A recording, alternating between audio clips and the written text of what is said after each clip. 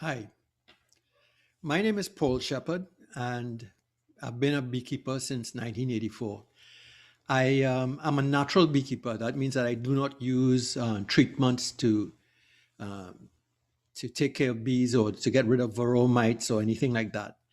I've decided to put together this online course to help people that are interested in learning about beekeeping and who also want to maybe change from being a conventional beekeeper to doing beekeeping naturally.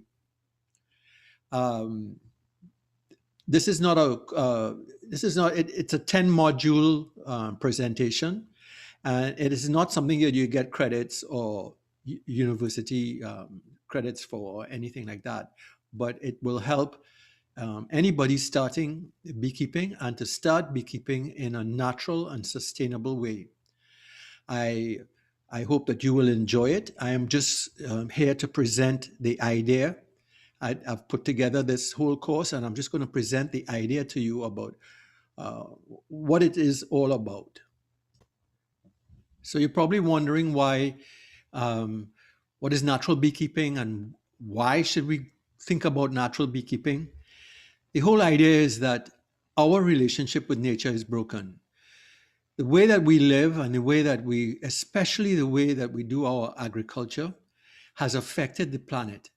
And you may already know that the bees have been through quite a horrible time in the past, decade or couple of decades. We've had colony collapse disorder and multiple threats of insects and predators and disease. And being a beekeeper right now is pretty tough because you never know if year to year if you're going to, if you're going to succeed. But I am going to talk about the ways in which we can do that.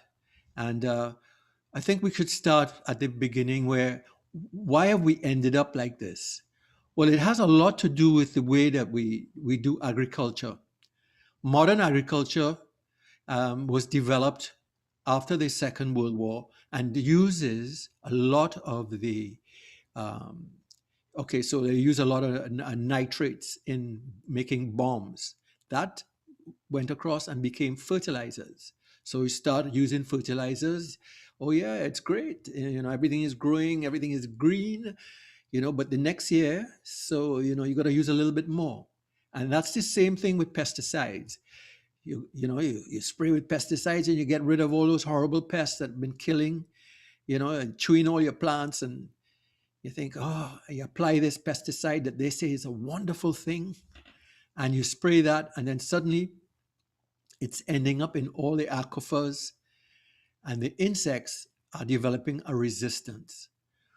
We are decimating our planet in order for progress, and it is not a fair trade off.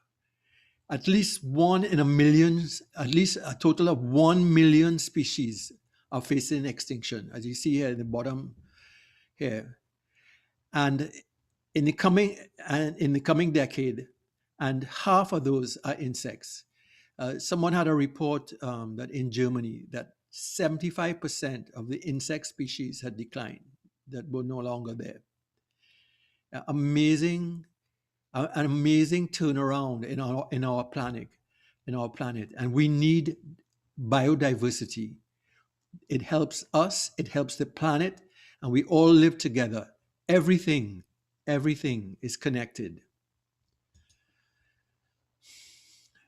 So, as I said, honeybees have been affected for many years. They have lost habitat. Development has plowed down and cut up and divided land, especially in northern countries where there's a lot of agriculture. They have taken out the hedgerows, that's the hedges with all the flowering plants. And we have lost a tremendous amount of biodiversity and plants. And this is affecting honeybees a lot. Pesticide use. I could talk on this subject for a long time. And right now, there are several pesticides, and two of them I will just call out. The neonicotinoids, which are insecticides, which have done considerable damage to beekeeping, and also glyphosate. You know it as Roundup. And Roundup is getting into every single thing, into human beings, into the bees, and it causes learning difficulties. So the bees can't even remember where to go to get back to their hives. So we're having a lot of problems with all of these things. Climate change, of course, you know about. It's happening all over. You know, parts of Brazil are on fire. Brazil, I think it's Borneo and Siberia. Siberia, I understand the peat, which was like a permafrost below the ground, is on fire and is burning out of control for many, actually from years, and they can't put it out. Invasive pests, we have globalization. So most recently is Varroa, which had crossed over from the Asian honeybee to the Western honeybee, crossed over from Apis cerana to Apis mellifera. And Apis mellifera, which is the honeybee that I think most of you know about, and is commonly called the Italian honeybee, but there are many races. But these bees have not developed any resistance or any way of dealing with Varroa. And very early when Varroa first came in, the knee-jerk reaction was to apply pesticides to kill the Varroa. And this has been detrimental. Diseases, of course, they keep rising. I can't remember offhand how many honeybee diseases there are, but you can be wiped out by the American foul brood or European foul brood. Your whole apiary, you have to burn it. And I've never had that situation happen to me, but I would hate to have to do that. But there are ways of getting around this. And the last point is, and controversial, is beekeeper error. And that's quite normal. It's like a beekeeper that learns something about beekeeping and they start off and they make errors and they lose bees. So that happens. But management practices, conventional beekeeping, unfortunately, from my point of view, and from the point of view of many natural beekeepers, conventional beekeeping is actually holding back the development of the bees and for the bees to overcome the problems that are facing them. It's not all perfect, it's not all perfect. So what is natural and regenerative beekeeping? It sounds like a hell of a mouthful. So natural beekeeping really is just like, it's not using pesticides and stuff. And regenerative is, we're using this word to talk about the bees regenerating themselves. What we're most accustomed to is the conventional beekeeping that you have seen and which we learn in most schools. And they have a system that is based on production. How much honey you can get, how much of this you can get, it's like using the bees for production purposes, for wealth. It includes things like controlling, like suppressing swarms, controlling swarms, drone suppression. You don't want the drones, the male bees. You don't want too many of those guys because they just hang around and, just waiting for the queen to fly for lovemaking. So, males.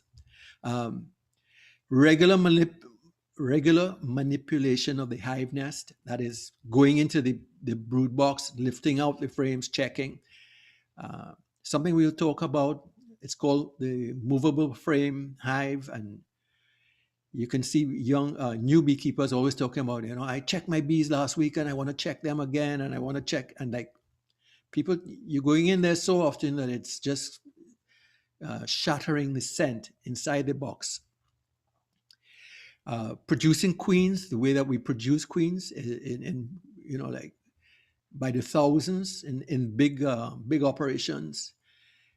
Grafting, which is where you dig out the young larvae from a cell and you put it in special cups and you get the bees to turn it into a queen, not giving the bees a chance to select their own queen, but selecting it, yourself. Extensive feeding of sugar or high fructose corn syrup. It's if you take all the honey and then you just feed sugar, you're going to make your bees really weak. And high fructose corn syrup, I think it's made a lot. It's because it's made from corn, and it's probably GMO corn, and not good stuff for bees. Also, we have like apiaries, packed, jam packed. You've seen pictures. People boast, they've got 100 or 200 hives, 2 feet apart, jam packing an apiary. That system can't work, may have worked before, but it's very difficult to get that to work now. And it means that you have to treat your bees to keep them alive. So natural and regenerative beekeeping is based primarily not on production, but on the health of the bees. That is the most predominant factor. It includes things like not using wax foundation, which is embossed with the cell size that they want the bees to build the cells to. That's a whole big topic and worth an entire lesson. So we talk about foundationless comb building, allowing the bees to build their own comb. Natural queen selection, in other words, the bees select their own queen either through the process of swarming, or you use what you call splits, where you take half the hive away, you take the queen with some of the bees, and you leave other bees with brood that they can turn into queens, but you allow them to select their own queen. No minimum control of swarming. I let my bees swarm. In fact, I set up traps around my apiary, and this year I caught 7 swarms. And to be honest, these are the better bees to use to build your apiary with, are bees that you catch in swarms, preferably from an area that's close to a forest, or an area where the bees have natural nests. Allow for drone production. A lot of beekeeping has tried to suppress or reduce drones. Drones are the most important genetic bee. It changes genetics. Having healthy drones in an area means that you have more opportunities for the bees to change their genetics and adapt. Remember that bees have been around over 40 million years. 40 million years. I mean, isn't that quite amazing? 40 million years, they've been through things like ice ages and all sorts of climate changes, but yet still they survive. So why is it that right now they're almost getting ready to be extinct? And the only way we think we can save them is by pouring pesticides on them to try to keep bees alive. Beekeeping years ago was different to how it is now. Things you could have done years ago, kind of leave your bees and let them be. I mean, it's a pun, right? Okay. But now you can't do it anymore. Not the way the bees have become. So another natural beekeeping thing is that we leave honey for the bees. We don't take all the honey. We leave honey for the bees in the dearth or the season when there's nothing coming in. In the north, or extreme south, it's winter. In the tropics, it's usually the dry season or even the rainy season, when you don't get any flowering plants. And I'm not saying don't feed sugar. You feed sugar, yes, in an emergency when there's nothing, but you don't feed your bees sugar, by taking all their honey and then substitute sugar to keep them alive. I can talk at length on sugar. It's not good for humans, and it's not good for bees. And the other thing is that we have to change what we keep bees in. I'm not saying the Langstroth and the Dadant movable frame hives um, are not are not good things. And I think if you're starting beekeeping, you have to start with those hives because it's very good to help you learn. But we need to change how we build them. We need to build them with more insulation type qualities and not so thick the walls that you can hardly lift the hive. But there again, that's another whole lecture and another whole possible session. And the last thing is that spacing. Tom Seeley, the renowned beekeeping scientist, has said that like bees in their natural environment are spaced well apart in a forest. There are no like two trees together, kind of 10 hives in one spot. It's all spaced out, and this reduces drift and disease. If one hive gets a disease, the other doesn't get a disease as easily because the bees aren't drifting into the other hives. So it's a whole natural system that works very well in the wild, and we can mimic it to some extent in the way that we set up our apiary. I am not the only one that is doing this. There are a lot of natural beekeepers. There are a lot of treatment-free beekeepers, and there are a lot of scientists and researchers now looking into this whole situation and coming out and saying that keeping bees in a natural way is the better way to keep your bees. I know some of you conventional guys are going to turn off this video right now, but I can show you how it's done. Been trying to do it for years. Tobin Schiffer or Schiffer, if I apologize if I don't get that name right, wrote a great article in Natural Bee Husbandry magazine. It comes out of England, talking about the revolution in beekeeping, and he talked about how insulation is very important, but also spoke about how leaving bees in a natural way, they regenerate themselves. Rudolf Steiner, years and years ago, what was it, 1923, Rudolf Steiner said that in 100 years, we would no longer have honeybees. And strangely enough, his prediction is coming true. And if we continue on the path that we are going on, we probably will not see the bees. Tom Seeley, way back when he did research in the Arnott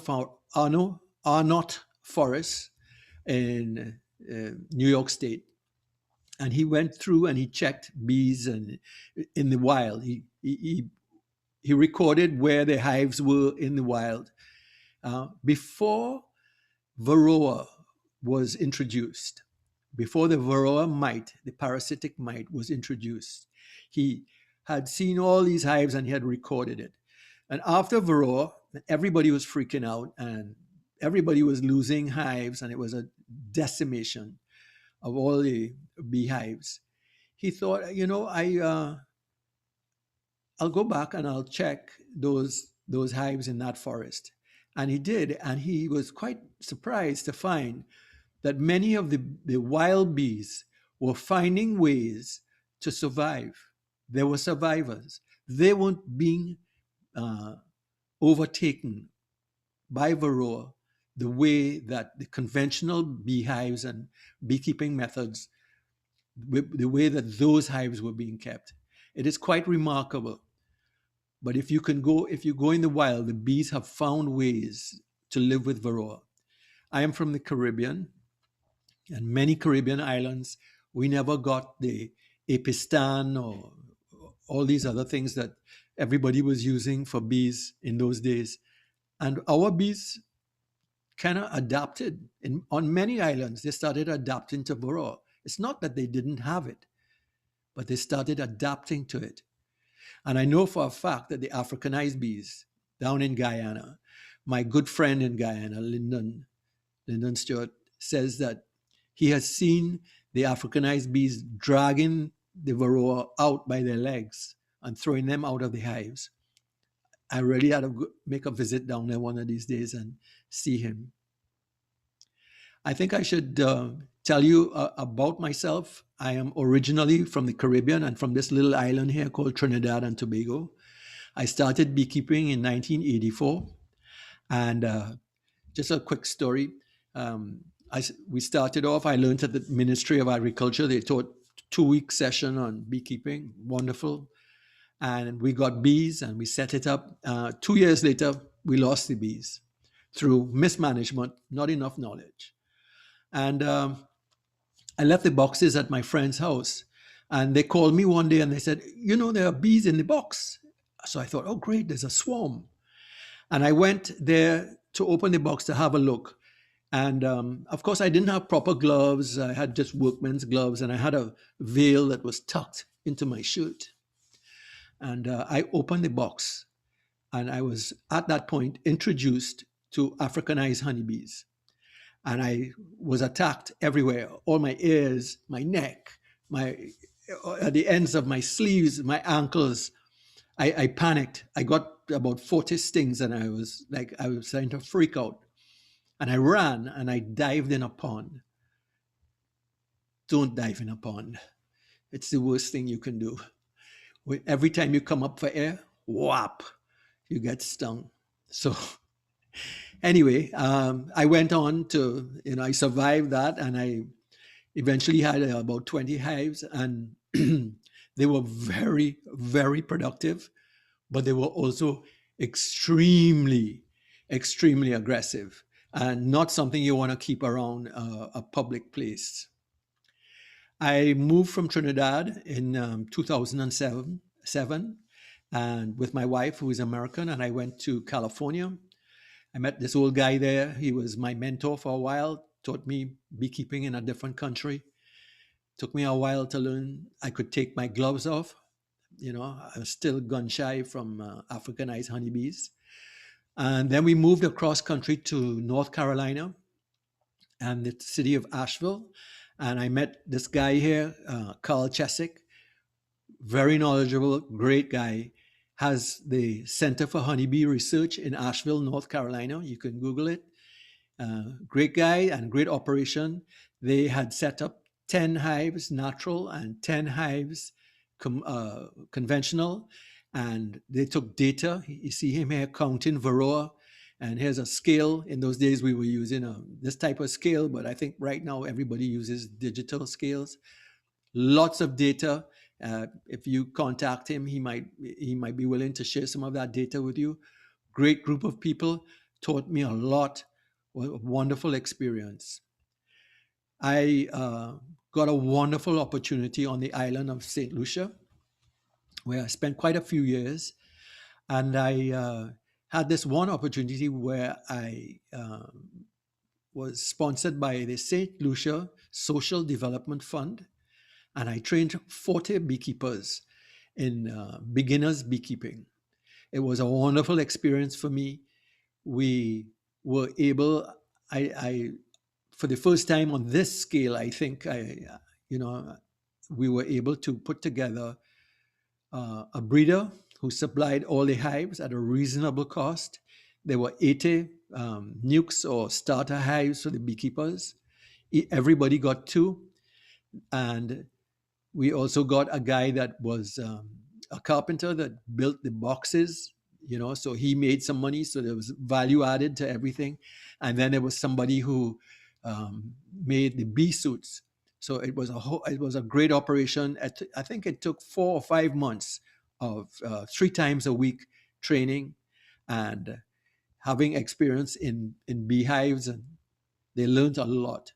The only problem with this is there was no follow-up. There was no follow-up for these beekeepers and a regular mentor to go in to help. I think what I would like to do is to keep helping beekeepers as they go along. I also in St. Lucia had another experience. I got an opportunity through the Global Environmental Fund. This set of beekeepers here, farmers with disabilities beekeeping organization. They had about 20 beekeepers. And what we wanted to do there was set up a training system to teach beekeeping, but we also did some research on not a very high level, but we still did something pretty good. We set up, following the model of the Center for Honeybee Research. We set up 10 hives of natural bees, naturally kept bees, and 10 hives of conventionally kept, and we kept data. And all these beekeepers went in there, and some of them had some disabilities that were difficult, but they still went in and learned beekeeping. And we gathered data and we compared the hives. We compared the different hives. In the front here, you can see in this little thing here, you can see these red columns, the conventional beekeeping, and it's according to strength.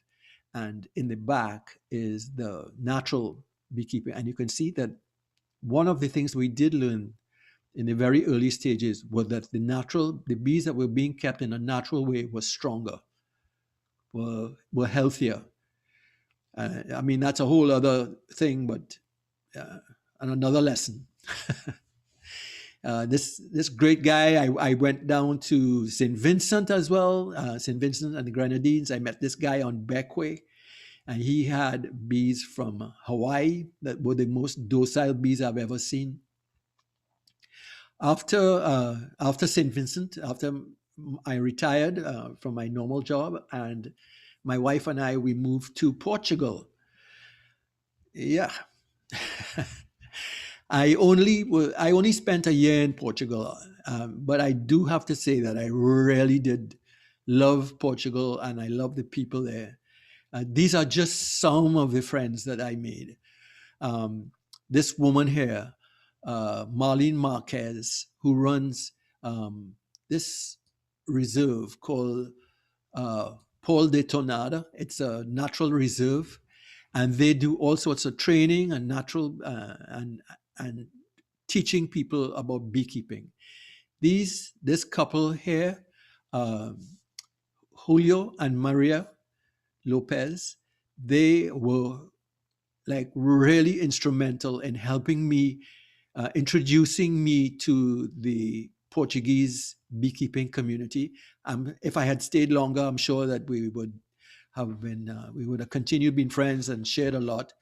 I was able to do a presentation, like 1% Portuguese and the rest English, with translators in the audience and lots of sign language.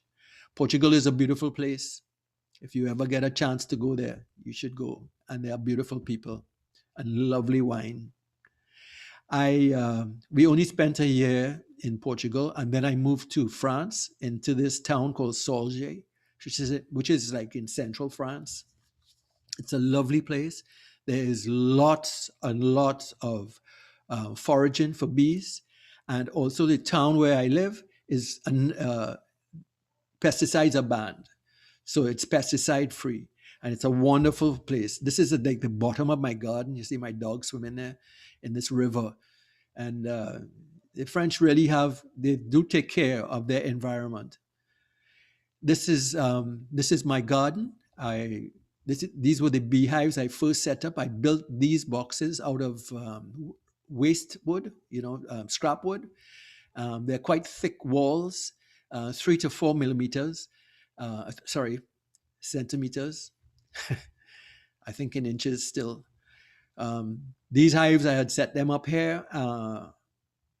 This is too close a spacing, but I lost two of these and only have this one and this one still, plus loads of swarms. We caught loads of swarms this year, and all in this yard here now are other boxes of bees with swarms.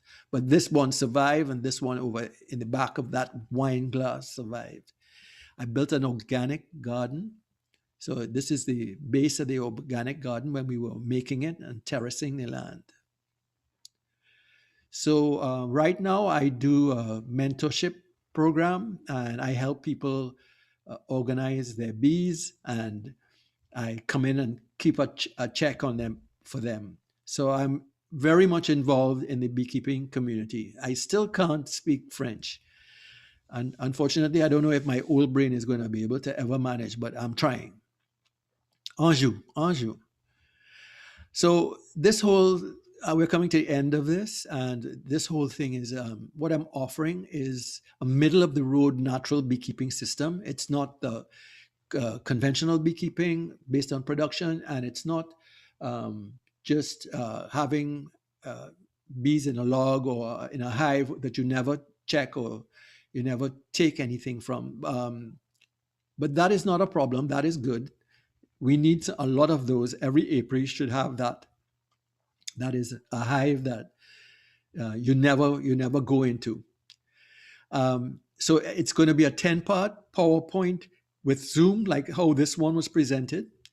It will include an ongoing simple research, because I'm researching still, trying to research the natural beekeeping and learning about different methods as we go along. So we add them, and you will be involved in that. So the course will be available from December 15th. If you would like to find out more about it, you can email me at this number, this email address here.